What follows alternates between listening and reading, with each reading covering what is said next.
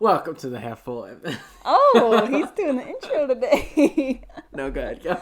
Welcome to Half Full Half Empty Podcast. We're your hosts, Danielle and Gunnar. And today we're going to be talking about everything van life. Thanks for being here. You ruined it. And then later in the show, we're going to be giving you advice that you maybe should think twice about taking. Let's get into it. Is that good? You want to do it again? Let's do it again, just so there's another take in the books. Welcome to Half Full Half Empty. Are you going to really say it with me? No. You don't say podcast, just say welcome to Half Full Half Empty. Okay, good. Welcome to Half Full. You're not doing it. Okay, ready, set. Welcome to. Oh my god, I'm going to punch you in the teeth. Are you doing it or no? I haven't decided yet. Stop. I'm going to throw up. Welcome to Half Full Half Empty. We're your hosts, Danielle and Gunnar. And today we're going to be talking about everything van life. And then later in the show, we're going to be giving you advice that you maybe should think twice before taking. Let's get into it.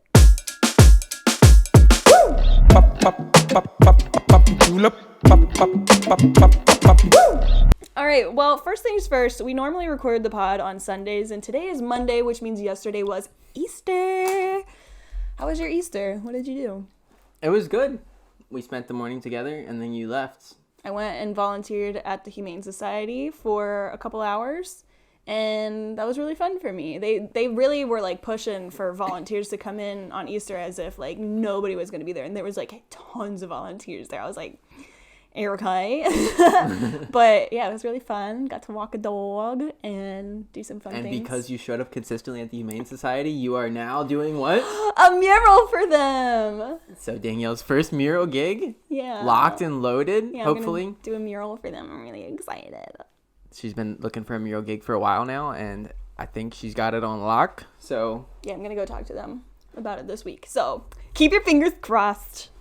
Yeah, what did you do while I was gone? I don't know. I don't think I really did much. I had a really slow morning, and then I ran my first half marathon on Easter. Yeah, it's just like it on your own, right? Yeah, it wasn't anything official. I have the Strava records to prove it, but I ran 13.1 miles just around town, many times around town. Very nice. And my legs are destroyed today. And I'm just tired in general. But I had 2 cups of coffee, so I'm a little more hyped than normal. So he's on crack? And Danielle has to deal with it. All right, so one of the topics that I had written down in my little podcast notebook here is everything van life. I think we have a little bit of experience with doing it for the past 2 years.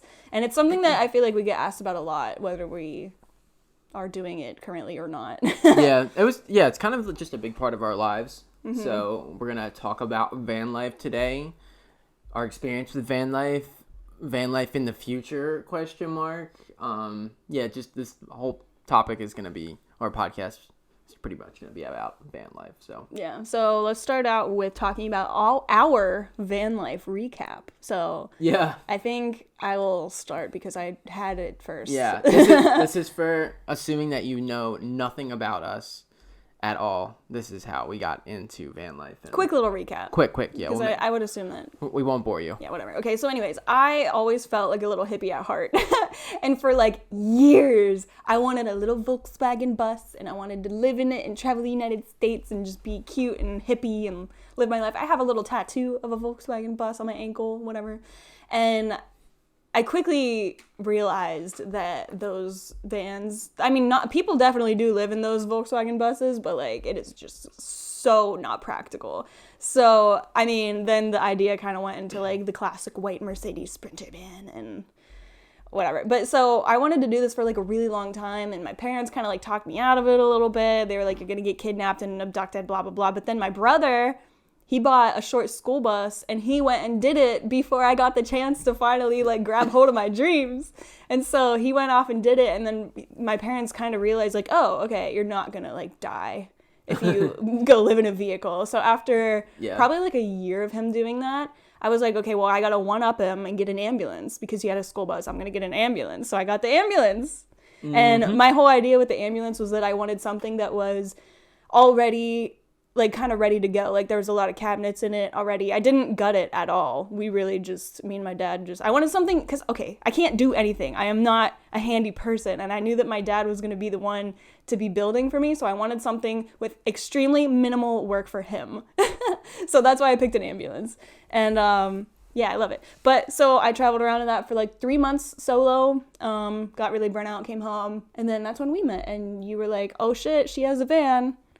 Yeah. This is my in for van life, right? Yeah, pretty much. I guess the biggest factor in me meeting Danielle was that she did have an ambulance. And we traveled the hell out of that. Let me just bring it back. I always kind of wanted to do the van life. The school bus was the dream. The full-size schoolie. You wanted a full-size schoolie? Yeah, I mean, that's just how I had it in my head when I was in college. Me and my friends took a trip to California. My first trip to California, we drove my Honda Civic out there. I knew nothing about cars. It was just 3 of us in like a 2001 Honda Civic. That you never changed the oil in. That I never changed the oil in. Didn't know anything. I was so dumb. That car would still be running today if we would have taken care of that. But that kind of showed me my love for traveling by car. It's like, or just by like ground vehicle. That's like literally my favorite way to travel. And then, yeah, that kind of really showed me that I love that. And then, which blossomed into the school bus, like thinking, let me just do this freaking full time. So, I manifested that, and me and Danielle traveled in the ambulance, and then we built out a little short bus together. I'm sure we'll get into that a little more in a second here.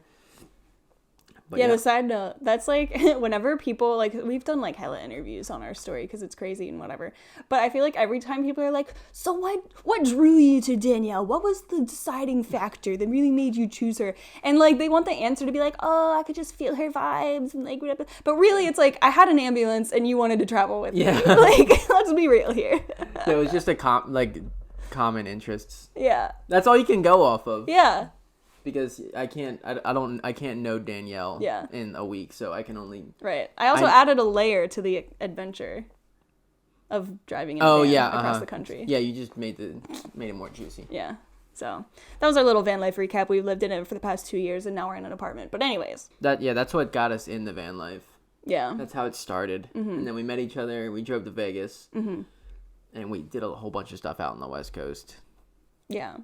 So that being said, what do you think is your favorite and least favorite place that we've been in the ambo? Favorite and least favorite place we've been in the ambulance? It's a tough one. I'd say number one for me in the ambulance and just van life in general was the Eastern Sierras, Mammoth Lakes area, Tahoe area. Mountains. You like mountains, huh? Yeah, specifically the Eastern Sierras. I thought they were really cool. I'm sure there's a lot more like that in Colorado that I'd love to check out that we haven't been to, but just the hot springs. The hot springs, I think, period. Yeah, I really like the hot springs, waking up next to the hot springs and hopping in. That's pretty sick. Yeah, you can't really go wrong with hot springs. While it's like snowing, while there's snow on the ground and stuff. It was also really cool because there's areas where you can drive 30 minutes down the mountain and you're in a totally different climate. Mm-hmm. Like, we were free, and I think our compartment with the diesel heater was locked or something, and we we didn't have the diesel heater yet. It was the Mr. Buddy heater, and it was locked in the compartment that we couldn't get open because the lock was broken. And so we were like, it is way too cold here. Let's go 30 minutes down the mountain to be warm. That was pretty cool. Yeah, we used to like strictly plan where we would go based on the weather. Climate. Yeah. That's what a lot of van lifers do, because if you follow anybody that's doing van life or whatever, you probably have seen everybody and their mother go to Baja, Mexico this winter. And we were gonna do that, but it just, I don't know, things took a different turn. It's really hard to do like heat. Making air conditioning is like really tough in the van. Unless you're just super loaded and have a $300,000 van. Yeah, you can definitely do it, but it's harder. It's so much easier to do like make heat than make cool air. Yeah. So a lot of people will travel away from the heat, but it's easier to manage the cold for most people. Definitely. But when you're in the heat, it kind of, there's like more like beaches and like fun things to do. Yeah. Like I was gonna say for one of my favorite places that we went in the ambulance was surprisingly Florida. I was really dreading going. Yeah, Florida was sick. I know, I was kind of like dreading going to Florida in the van because I've like only ever heard bad things. Like there's nowhere to park and people hate you down there if you live in a van, and like they're just really mean to van lifers in general. And so I was like really skeptical going to Florida. Meanwhile, we spent what, for 2-3 months there? Yeah. And, just at like little beaches. yeah, and I mean, don't get me wrong, you are parking in a Cracker Barrel / Walmart every single night, which Every gets single night. really old. Like that was probably one of our biggest deciding factors in leaving Florida because we were just over living in parking lots. But Guaranteed bathrooms every morning. true, guaranteed bathrooms every morning. But the beaches, you just can't beat them. Like, oh, it was so nice. It was so much fun. Just like wake up, drive to the beach, spend all day there, and then And we had 2 vehicles. yeah, we did have 2 vehicles at the time. That was really nice. So that definitely changed it a lot. Yeah. But what about least favorite? I feel like my least favorites would be just like the times that we were going states and states across. Like if we were, like, for example, when we were in Florida and our goal was to go to Texas, like the drive from there to there just sucked. Like you're just on a major highway the whole time and you're just pulling off at rest stops, and it's just boring. Like there's just like nothing. Like, and a lot of people talk about this in the middle of the country, like the whole middle, like Nebraska, Kansas. Yeah. Like there's nothing there. There's nothing. It's so boring and flat. So I would say just in general, my least favorite places have been the like the middles, the middles of our drives. You know, The middles. the middles. I think just because we were in Texas at a weird time, like I didn't have too much fun in Texas. That's in true. the van. That's true. We had some really great house sits in Texas, and we saw some really great friends in Texas. But being in the van in Texas was not fun. No. Like I said before, it was just 100 degrees every day, and we didn't have any means of air conditioning besides putting our windows down. Yeah, and in between house sits, we would just go find a coffee shop and literally spend like 10 hours in it. Yeah, solely because we're just trying to wait the heat out. We literally would just go in and watch like YouTube videos all day because they had Wi-Fi and electricity and air conditioning, and that's all we needed Yeah. to pass the time. That was so awful. Yeah, so we had like a tough couple weeks that we had to like be in Texas but not have anything to do. Weeks. It was just like days. No, because we had to wait for the MGK concert. I don't think it was weeks. Was it? Weeks. All right. It was years. Years in It Texas. felt like years. Okay, so going from most and least favorites, what is your favorite and least favorite thing about living in a van? Good question. I'm trying not to give like the general answers. There's like I know. 2 or 3 answers that everyone gives. It's like, the freedom to explore and yada yada. Well, yeah, or just like the lack of community. Yeah. You know what I mean? Yeah, everybody gives the same answers. That's But true. I mean, those are like very valid points. But I'm just trying to bring a news perspective to it here. Yeah.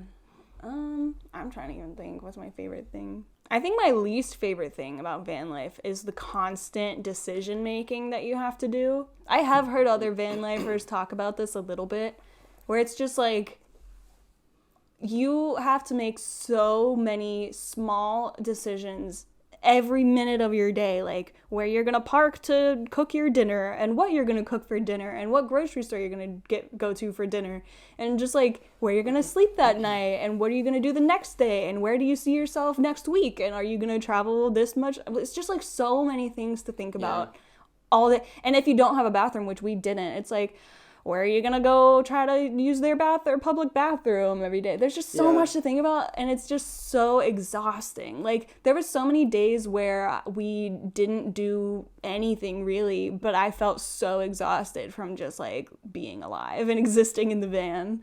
It's really easy to automate those things when you're in like an apartment or something. Because like we would do stuff that would take us an entire day that I could do in like an hour here at the apartment. And that's just because like we know what we're doing and it's automated. But it's like when you're in the van and in a new spot, it's almost like you're figuring all these things out for the first time again. Yeah, for the first time.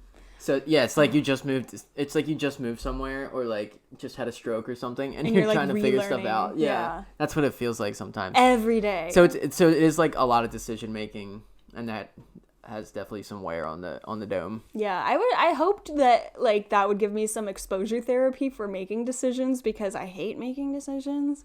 But I think it just kind of made it worse, honestly, just like having to constantly make decisions so much. So yeah, I would say that was probably my least favorite thing about living in a van. It was also that gave me, because I realized really quickly that you hate making decisions, so that just for me was like, oh, like when you think like, how can I best serve my partner today? Some days it was just like me making decisions. It was like I could tell she didn't want to decide, and I would just ask you like, you want me to decide? And she's almost always, it was like, yeah. And I would just pick, and she was just she didn't really care about the outcome. Mm-hmm. It was more so that weight of making the decision that would like increase paralysis sometimes, and we would just get stuck. That's what it is, decision paralysis. Yeah. That's what people talk about, is decision paralysis. It's so real. Oh, it's the worst. And you just like don't even think about it until you're doing it, and you're like, oh wow, I have to literally decide if I'm gonna park at Walmart or Cracker Barrel tonight. Like, yeah.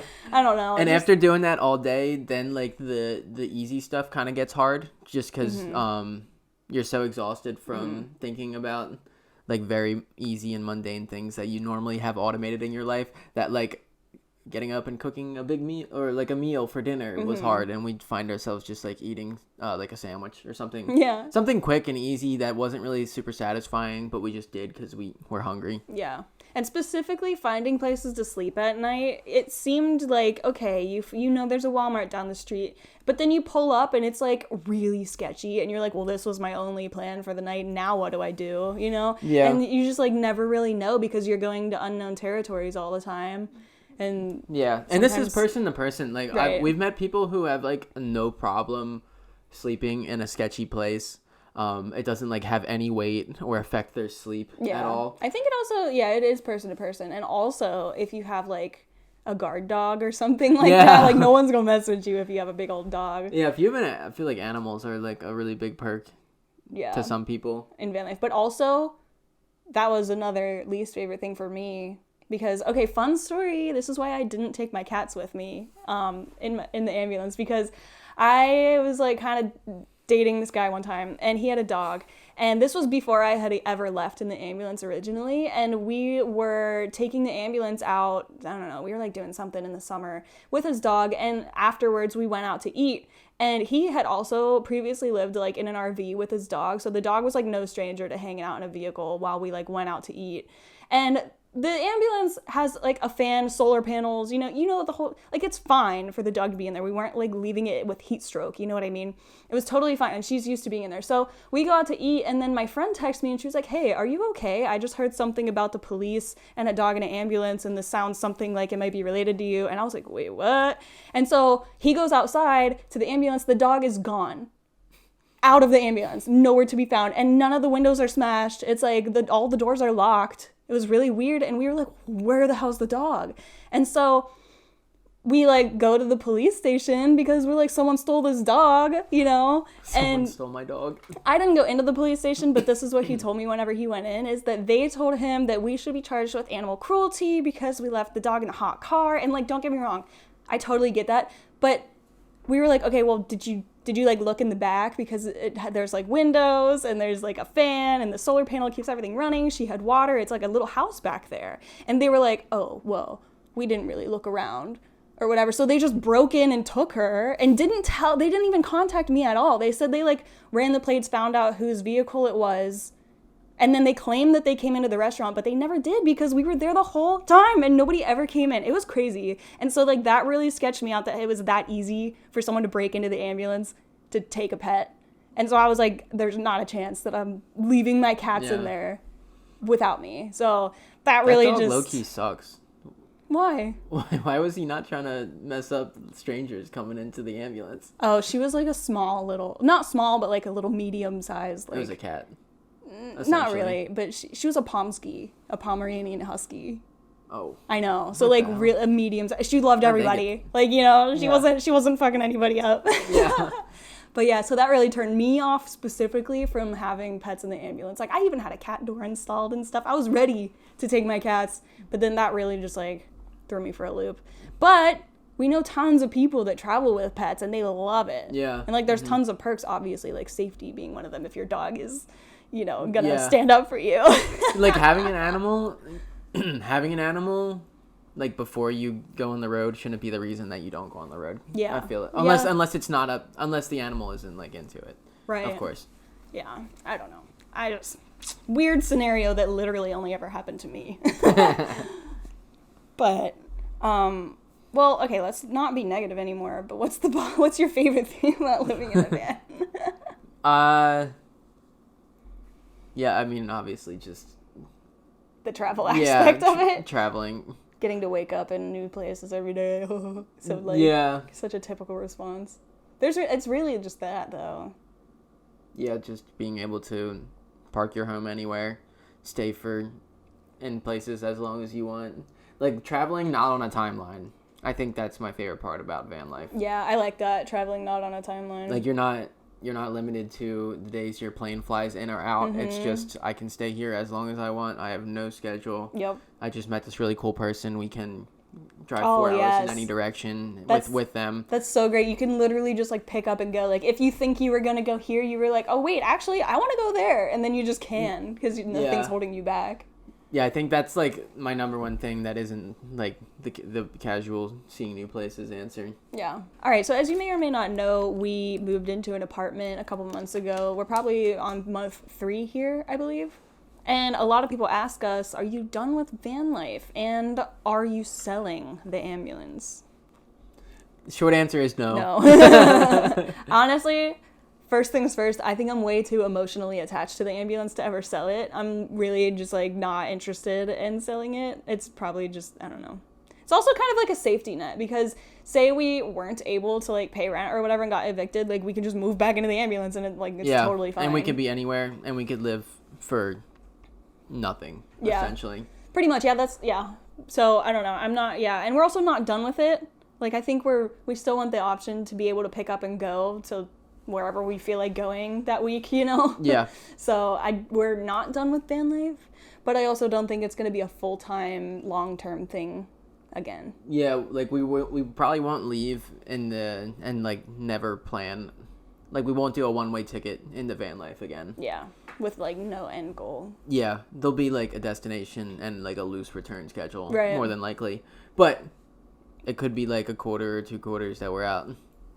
A quarter or 2 quarters? Or 3 months, 6 months. Oh, okay. I was like, what do you think? Okay, that being said, if we did sell the ambulance and had to do another build, what vehicle would you pick and why? Well, we did do another build. Yeah, we did run another build. Yeah, well, because you wanted a school bus. Mm-hmm. And you won one in an auction in Massachusetts while we were in Oregon.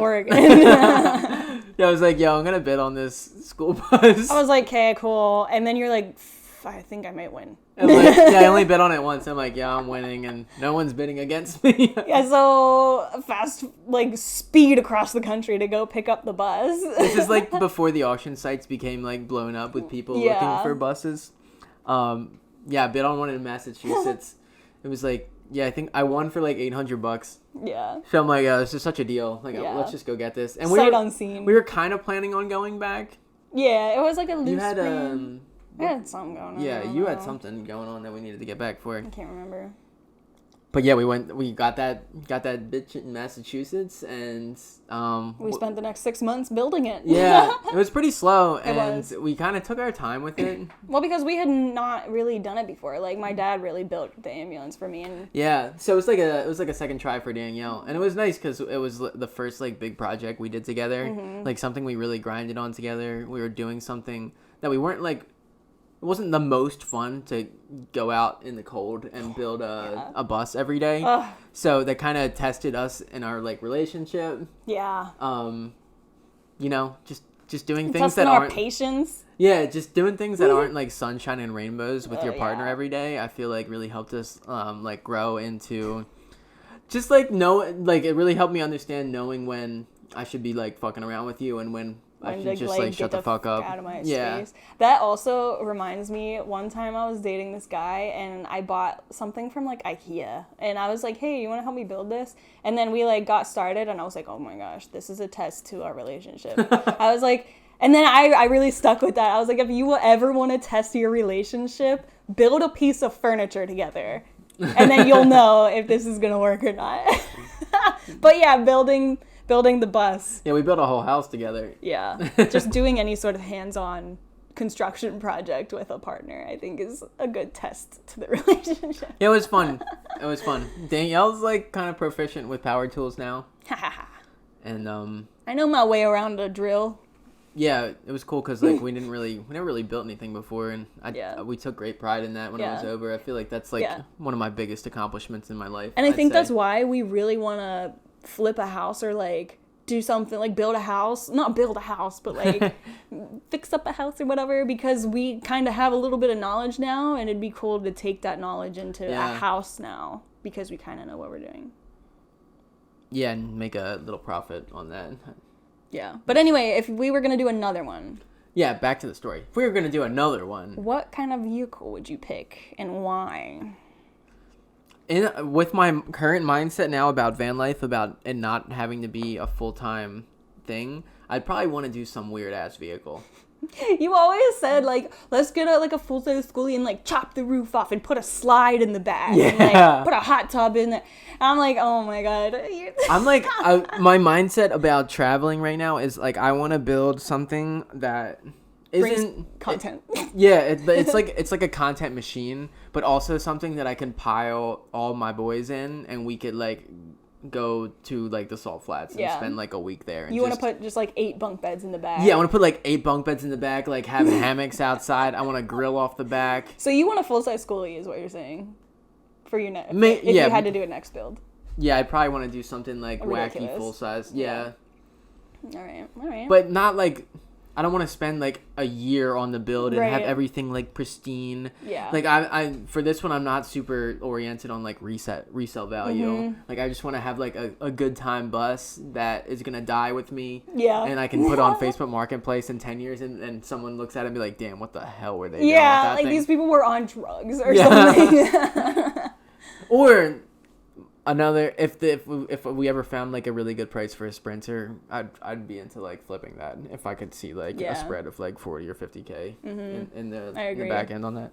Yeah, I'm down with those answers. Although specifically with the Schooly, well, you said that we wouldn't be doing it like nice, but finding the curve of the roof was like made me want to cry. I literally couldn't do it. Like I had to recruit my dad into helping because I literally couldn't figure it out. I don't know. I don't know how you find the curve of the roof on the inside to make the walls. Like it just.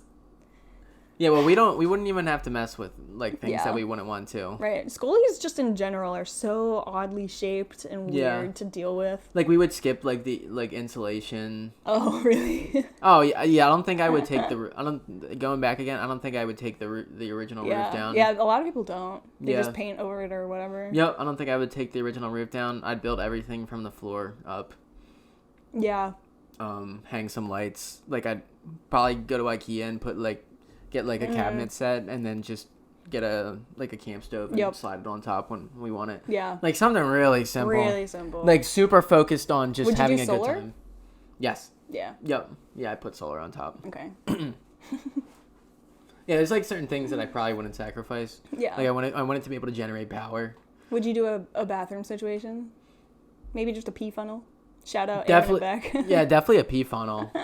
Pee funnel saved our lives, honestly. I want one of those toilet seats that go on the wheel that you can sit on and you can like shit on the wheel. Like what? It hooks onto the wheel and it's just like a little toilet seat. You can just dig a hole right by the wheel. I'm imagining you cut a hole in the wheel well and then you poop and it just flings out everywhere. What the hell? That's why I was like, what the hell are you talking about? Like that made no sense. Oh, okay. Anyways, so I guess choosing the reason I wanted to ask this question about what vehicle would we choose for like another build if we were going to do that is because I feel like I've been asked a lot why I chose an ambulance. And I kind of answered this a little earlier, but I really just wanted something that was very minimal to build. Because all the cabinetry is already in there, like all we really had to do was like electrical and plumbing and a bed, and boom, you're done. And there's outside storage. And the outside storage, that was also like a Big huge selling point. was just like, oh, I can actually bring a lot more than I thought I could. The outside storage in ambulances is ridiculous. It's unbeatable. You literally can't match it in a van or a bus. Yep. It's insane.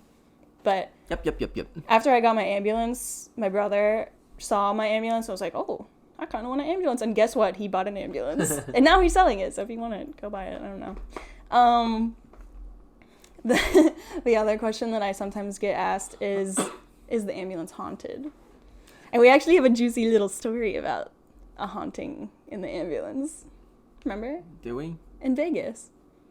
Oh, in Baby Playa. Yeah, it was a weird night in Vegas. Okay, so there's this spot that you can park at right outside of Las Vegas. It's like a to the south. It's a dried up lake bed. I forget what it's called exactly, but we would go park there like every night while we were in Vegas. Mm-hmm.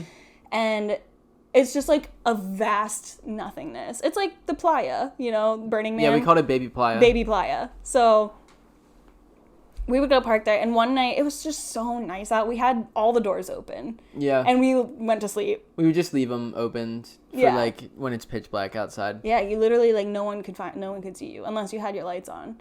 And so we left all our doors open. It was a really nice night, and then all of a sudden we hear 5 knocks on the back of the ambulance. Yeah, it was so weird. And we both were like, did you just hear that? And I was like, I think we were like kind of like frozen, like what the fuck was that? Yeah.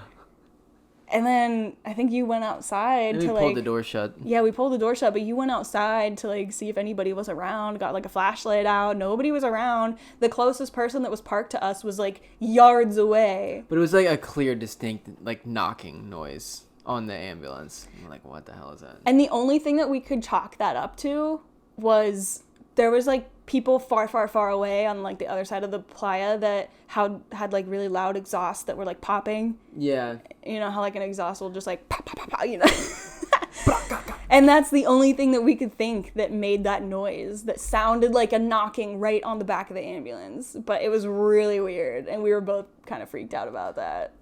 We stayed there, but... Oh, yeah, we totally stayed there and went back to sleep. And nothing ever spooky ever happened again. Yeah, the ambulance is also great because if you pull all the doors shut, like, it really feels, like, safe back there. Mm-hmm. Like, and you put the window covers yeah. up. It's just, yeah, you forget where you are. Yeah, it is, like, very, very much, like, if we shut the doors and pull the window covers, like, I don't know where I am. Mm-hmm. And it feels, like, very thick. And, like, unlike the bus that was, like, all windows. Yeah, you could hear everything. Yeah. Yeah, there would be nights when we had the bus and the ambulance, and you'd be like, oh my god, did you hear last night? Like, blah, blah, blah. And I'd be like, no, I didn't hear shit. Like, it was so soundproof. It was, like, every night. It's so nice. Like, the person parked right next to us and was playing music all night. You hear that? You're like, no. Yeah, I never hear anything in there. It's really a little, like, bunker. You could be in an empty parking lot and someone pulls up right next to you. You wouldn't even know. Shout out ambulances. Anyway, let's move on to... Unless, is there anything else you wanted to talk about with van life stuff? Anything else interesting that you think people might be into hearing about? No, I would just say if you're thinking about doing it, like, don't think too much about doing it. Just, like, do it. I agree. Like, you don't need to build out, like, the crazy big rig. No, definitely not. Like, just whatever works for you that you can get out and be comfortable in the quickest amount of time. Yeah, it's all about just, like, having an idea and then like the time between having an idea pop in your head and executing the idea, you want to make as small as possible. Yeah, because which will increase the chances of you doing it. Right, because you don't want to leave time to overthink it. Yeah, the people who are successful and do what they want to do, they get the idea and they do and they execute it in the shortest amount of time they can possible. Yeah. So whatever time frame that is that makes you the most comfortable on the road, like I recommend doing that, even if it is just putting your seats down in your van and throwing a mattress pad back there and then kicking it for a month somewhere. Yeah, we know tons of people that have like lived out of cars, like little, even a Prius, little Subaru hatchback, like any kind of vehicle, honestly, you can make it work. But I guess, yeah, it all just depends on your priorities, your preferences, whatever. Okay, let's move on to advice. So we want to incorporate you into the podcast. So every week we ask if you have any sticky situations, burning questions, things that you don't know what to do, and you want us to help you figure it out. We ask that you submit your situations to us at Half Full, Half Empty Podcast on Instagram, and we will help you figure it out from our half full and half empty point of views. Yes. First question. How to convince my father to let me travel to Japan with my boyfriend. For context, I grew up in Japan for 2 years and have traveled to Japan alone before. My boyfriend and I want to celebrate his graduation and birthday by traveling before he enters the army. We have been working more jobs to increase our budget for this trip, and when I told my parents we would like to go to Japan, my father was in huge disapproval, saying that I am not independent yet and I am not suitable to go traveling alone with my boyfriend, 19 male. She's also a 19 female. They're both 19 years old. I am not asking for any financial support from my parents for this trip and have been working really hard with 4 part-time jobs while being a full-time undergrad. My parents are very controlling, only with me, etc. I can't even meet my boyfriend after uni class, curfew at 10, regardless of outing and location. Okay, so they're really strict, whatever. I don't know how to convince my dad. I tried sitting him down and asking to talk, but that was just rejected with a no. Please give me some advice. I really, really want to live my life and go to Japan this May. Damn. I would say, are you living in their house? Because shout out controlling parents. You gotta get out. If you are living in the house, maybe you gotta go. You gotta get out of there. Yeah, you're 19, and you're doing college stuff.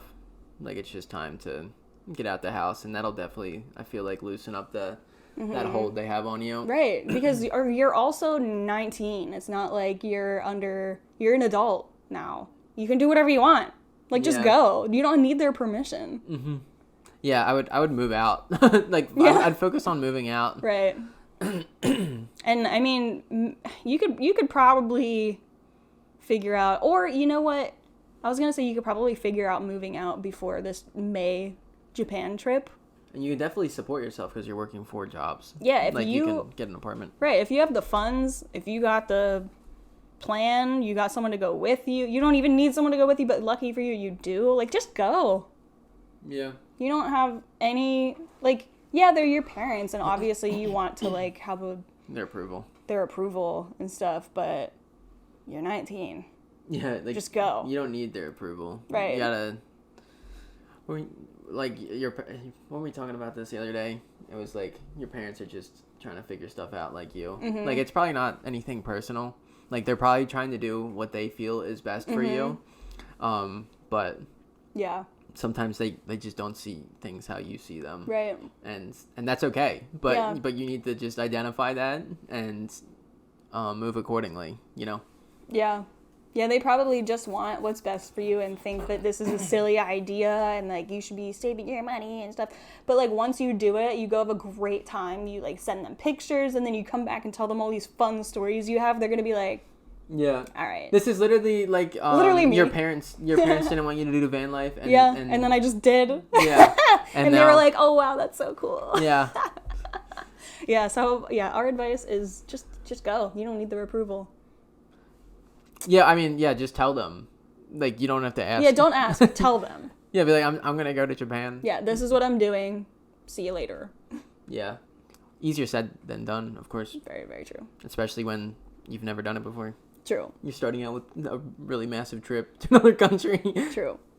I would just start with moving out first. True. But yeah, do you? I don't know. You got this. Next question. I'm 26, single with no kids, and have $75,000 in savings. Right now, I have an 8 to 5 job, 5 days a week, and recently I feel like my life has been very stagnant. I feel like I'm on autopilot, and I just go to work each day without thinking. Each evening after getting home from work, I have no energy to do anything, and in April, it'll be a year that I've had this job. I guess I'm just looking for advice on how to stop feeling this way. I do really want to travel, but I don't know if quitting my job to do that would be smart. I want to hear your experiences with this. Thanks. You got a hell of a bankroll. I know, $75,000 in savings. Sheesh! Yeah, I was just thinking about that from someone who's traveled for the past couple of years. You can definitely do that for way cheaper. Yeah, you're not gonna. You could set aside half of that and not touch it. Yeah. Put it away, and you would be fine and have emergency money if anything happened. Yeah, you could probably put $70,000 away in savings and not touch it and go travel with $5,000. Yeah. Mm-hmm. And just when that $5,000 runs out, come back. And if you hate your job, yeah, and then quit it and get another one. Right. It's also if if you end up going and traveling, it's not a permanent thing. Like, you can always quit and, like, go back home and find another job and then, like, go from there. A lot of your jobs, too, if you just hit them with it, like, yo, like, it's, like, I'm going to go travel. I don't know how you want to handle this, but I'd love to come back 5 months from now and work for you guys. But if you guys don't like that, like, this is my 2 weeks. And a lot of times, like, I've heard that people's jobs will be like, okay, like, yeah, we'll see you in 5 months. Yep. Mm-hmm. That's very interesting. Like, it doesn't have to be, like, a hard break if you're just upfront with them. Like, I'd love to work with you guys when you come back, even if you obviously don't love the job. But if you hate the job, I'd love to see you get a different one. Yeah. That's... Just for variety's sake, you know? Especially there. I'm assuming it's a female? I don't know. It doesn't say. But they're 26. They're our age with no kids, and they're bored with life. Like, yeah, go travel. Yeah, it's time to travel. It sounds so simple. Like, if you're bored and you want something different and you want to travel, go ahead. Yep. Like, chances are, once you're done traveling, you'll find another great job. It's never gonna be easier to travel than right now. It's only gonna get harder. Highly recommend. Next question. Do you think we helped them? I hope that was the push they needed. I hope so too. Especially because travel can be so cheap if you want it to be. And you have hella savings. Yeah. Mm-hmm. Insane savings. Yeah. So, yeah. Okay. Like, you could invest that money. If you just invest that money correctly while you're gone, you might be able to just pay for your travels. True. That's very true. Like, if you just like take 3 months and just start investing like really hard, and then you just take the profits and pay for your travel, like, you could probably just break even all the time. Mm-hmm. Okay, last question. Do you want to try to read this one or no? I can try reading. Okay, last question. I'm graduating. Okay. Last question. I'm graduating from university in 2 months and feel behind in terms of, quote, fun life experiences, unquote. I originally went to community college for 2 years, quote, during COVID, unquote, and transferred in 2001. I lived about an hour from my university and I still lived at home and thus commuted to school. I didn't really get to make that many friends or live in the quintessential college experience. Most of my time was spent studying and going to the gym. On the upside, I did save some money by staying at home and will graduate without any debt. Good for you. And I also have a job lined up and would start a month after graduating. My problem is that I feel like by going to work right after college, it sucked me into the 9-to-5 lifestyle. I also feel like taking a gap year might look bad in terms of future employment. How can I make up for the feeling of missing out on fun experiences like traveling, meeting new people, and even partying?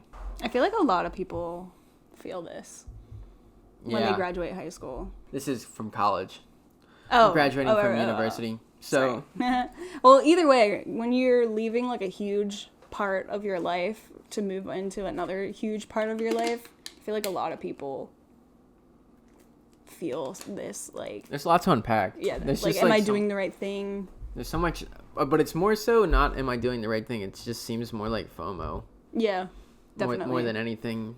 Well, also, okay, from my experience, college is stupid. But I didn't go to college because it's literally like you spend preschool sometimes through 12th grade going to school, and then you go by choice to another 4+ years of school just to end up being in your prime years of your life to go into a 9-to-5 job that's going to take up the rest of your life. Like, it's literally like the corporate, or not corporate, but the like societal pipeline to making you a miserable consumer to feed capitalism.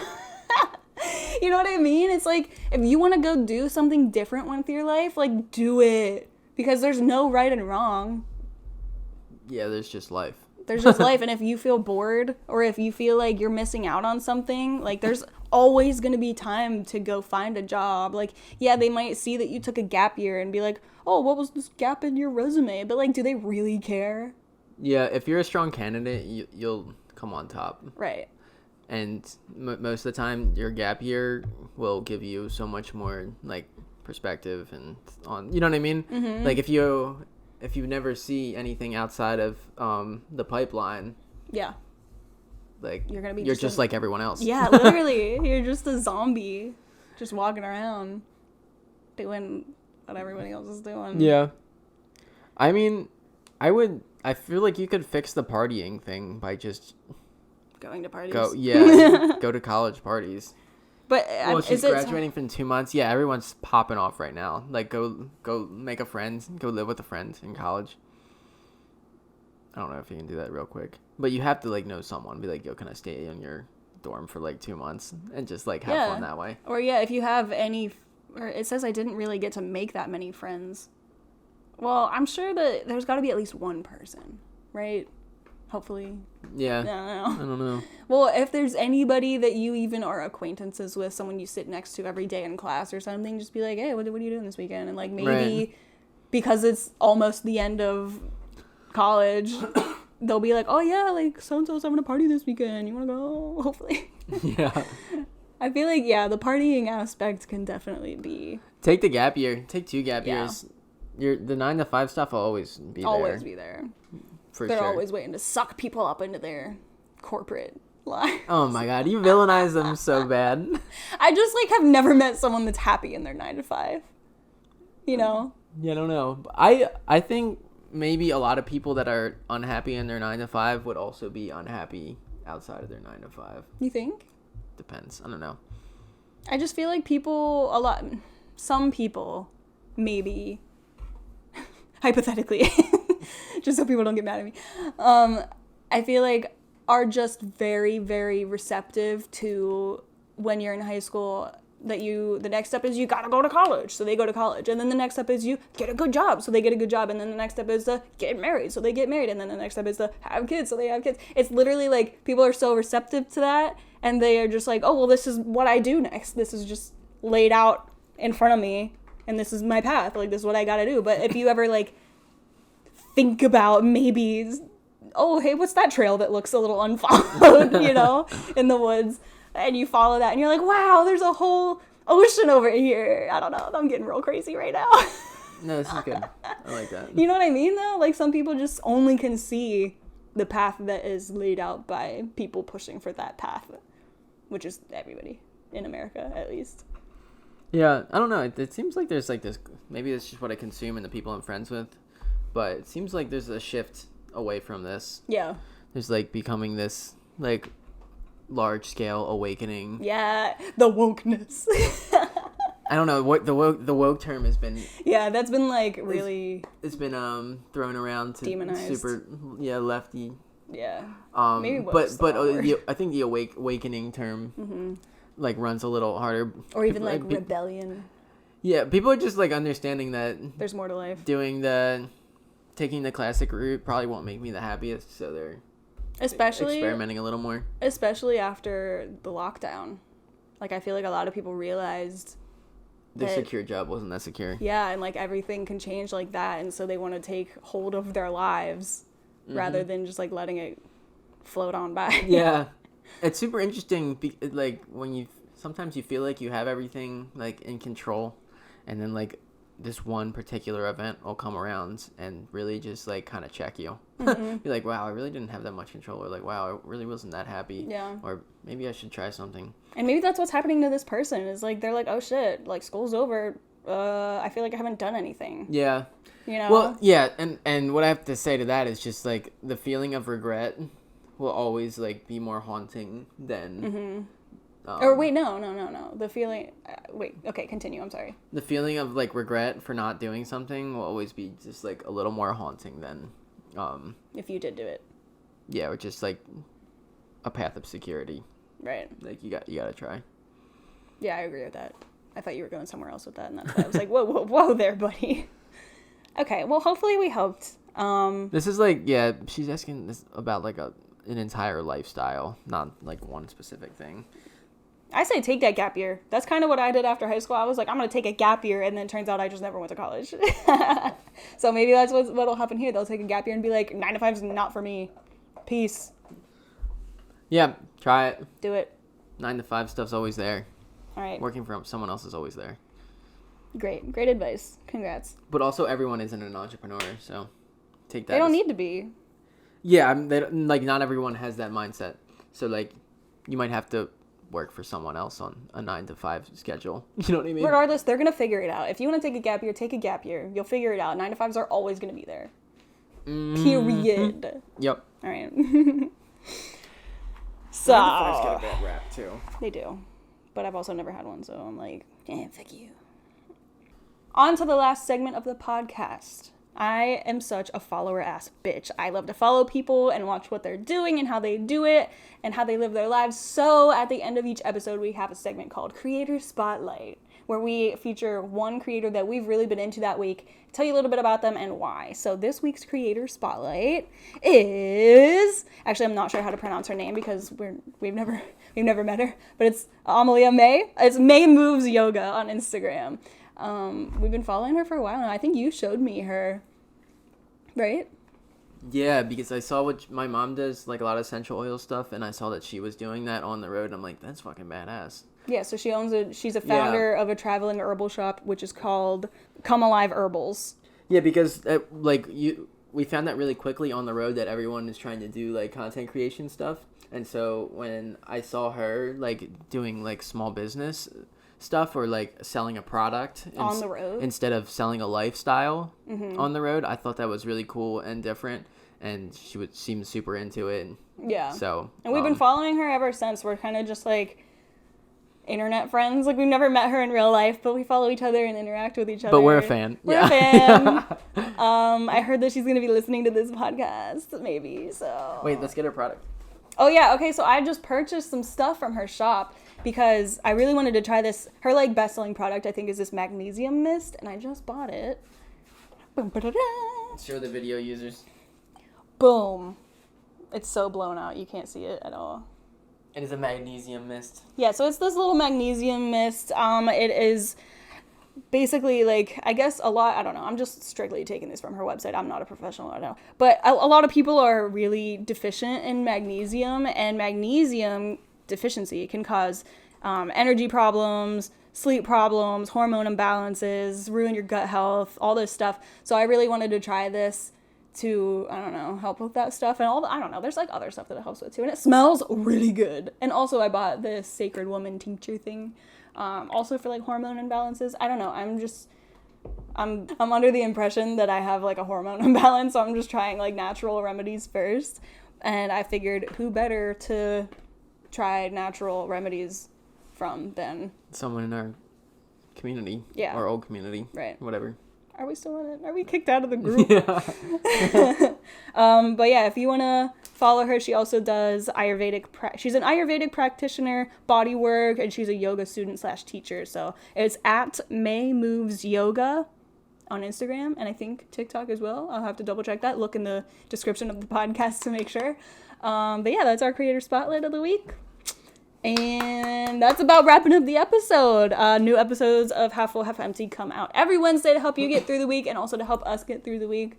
Thank you so much for watching. Subscribe for free on Spotify, YouTube, Apple Podcasts, all those things. Give us a like, 5 stars. Email us, all the stuff. If you had any cool stories. If you have any cool stories, burning questions, sticky situations, hit us up over on Instagram at Half Full, Half Empty Podcast. DM us, or there's a link in the bio to email us anonymously. It's a lot of things. It's a lot of things, but you know what to do. Try and focus on one. You know what to do. Thanks so much. Yeah. Thanks so much. See ya. See you next week.